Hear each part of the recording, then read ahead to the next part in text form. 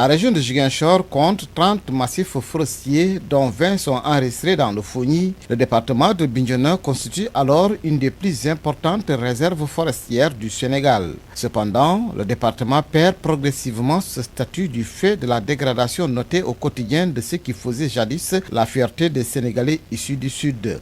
En plus des phénomènes naturels et climatiques, il faut noter la forte action de l'homme et tout cela couronné par les feux de brousse, et cela fait beaucoup de peine au président du conseil départemental de Bignona, l'environnementaliste et climatologue Mamina Camara. Et qui, hélas, aujourd'hui nous sommes confrontés à une déforestation. Nous sommes confrontés à ces pierres de la forêt. Nous sommes confrontés aujourd'hui à ces ennemis de la forêt. Mais nous, dans l'urgence, nous avons besoin d'un soutien, d'une compréhension pour mettre fin à ce fléau. Ce sentiment est partagé par le maire de Sindian. Beaucoup de préoccupations, beaucoup d'angoisse par rapport à ce que nous constatons. Nous avons les feux de brousse qui ont pris de l'ampleur.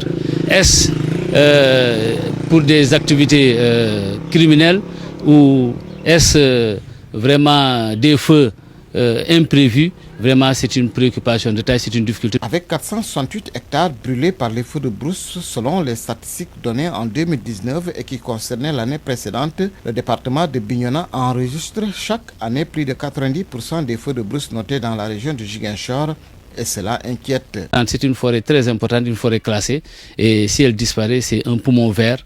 C'est vraiment un noyau très important où nous avons une bonne faune, une bonne flore qui risque de disparaître avec. Les collectivités territoriales compétentes en la matière sont interpellées. Le maire de Diegoun, coordinateur des maires du département de Bignona sensible au danger, lance un appel aux populations. Au niveau des élus, il y a une forte prise de conscience. Il reste maintenant à conscientiser les populations. Si les populations sont responsabilisées, conscients que la forêt leur appartient, c'est leur patrimoine, c'est sûr qu'ils feront en sorte que ce patrimoine-là ne soit pas détruit. Pour le maire de Sindian, le manque de moyens techniques et de personnel est un handicap et une entrave à la lutte contre les feux de brousse. Il sollicite de l'aide. Et surtout sensibiliser tous ceux qui peuvent accompagner les communes, les collectivités territoriales, mais aussi les services des eaux et forêts. Dans ce département où la forêt est pillée au quotidien, si on ne fait rien pour arrêter l'autre mal que constituent les feux de brousse,